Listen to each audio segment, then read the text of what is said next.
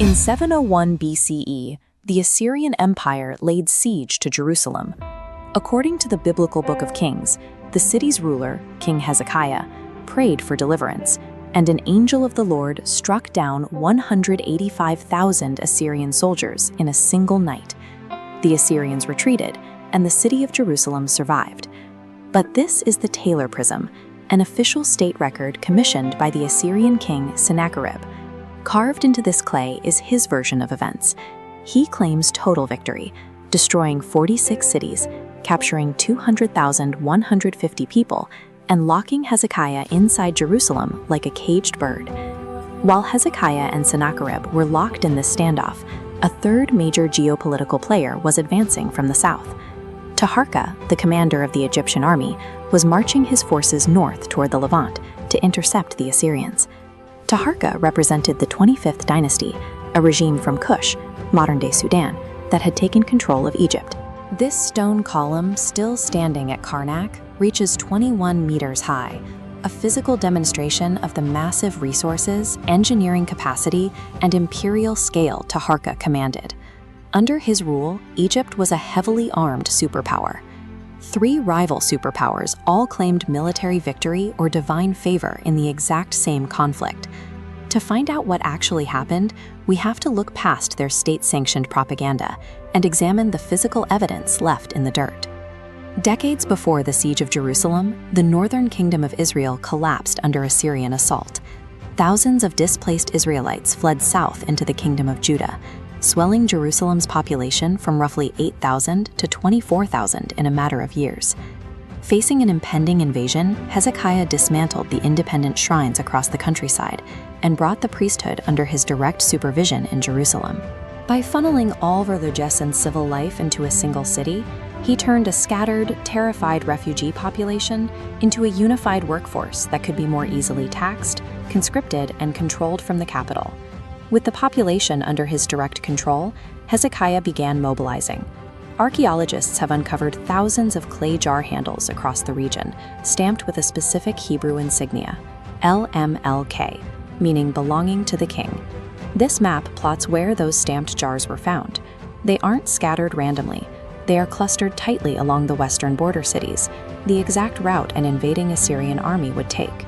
These jars were part of a state-sponsored, militarized logistics network designed to stockpile rations at vulnerable checkpoints. Hezekiah also needed to secure Jerusalem against a prolonged siege.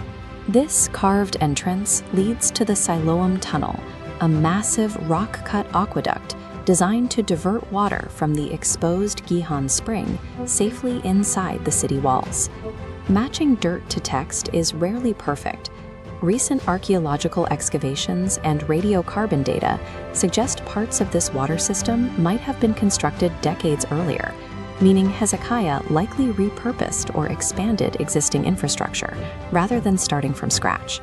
But the overall physical record remains clear. The fortified walls, the centralized rationing network, and the secured water supply show a monarch who engineered a highly sophisticated national defense grid to survive the Assyrian war machine. When the Assyrian army finally crossed into Judah to crush the rebellion, they brought a level of destruction that matched Sennacherib's wildest boasts. This stone relief from Sennacherib's palace depicts his forces attacking Lachish. The carving details Assyrian archers and siege engines breaching the walls. Further down, it documents their psychological warfare. Captured defenders impaled on stakes, and survivors marched away as refugees. With Lachish destroyed, Sennacherib moved to surround Jerusalem. But this tactical map details a sudden pivot in the campaign. Taharqa's Egyptian army arrived on the coastal plain at Eltekeh, forcing the Assyrians to divert their main force westward to meet the new threat. The Assyrians won the Battle of Eltekeh, but fighting the Egyptians drained their resources and stalled their momentum. With the siege of Jerusalem interrupted, Hezekiah seized the opportunity to negotiate, emptying his treasury to pay Sennacherib an enormous tribute of gold and silver to abandon the campaign. The war ended in a bloody stalemate, allowing every leader to spin the outcome. Hezekiah survived the siege, which Judah recorded as a divine miracle. Sennacherib exacted a massive ransom and crushed the border cities, which Assyria recorded as total victory. And Egypt projected its military might across the Levant, returning home with its imperial glory intact.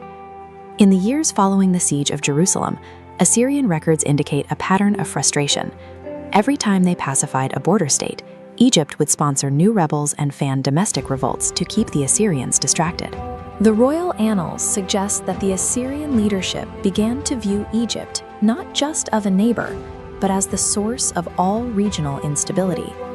Decades later, Sennacherib's successors, Esarhaddon and Ashurbanipal, decided to eliminate the Egyptian threat entirely. They launched a series of full-scale invasions across the Sinai Peninsula, driving deep into the African continent. The Assyrian records describe the invasion as an erasure. Memphis was captured and burned in half a day, its gods were abducted, and the royal harem was sent back to Nineveh in chains. The 25th dynasty's control over Egypt was shattered, and the Kushite rulers were driven back south into Nubia. Assyrian records meticulously quantified the wealth stripped from the fallen Egyptian empire. Along with gold, precious stones, and textiles, Ashurbanipal's troops looted 2 solid electrum obelisks from Thebes, weighing over 75 tons. These massive Assyrian winged bulls, standing in modern museums today, were carved at the height of the empire's power.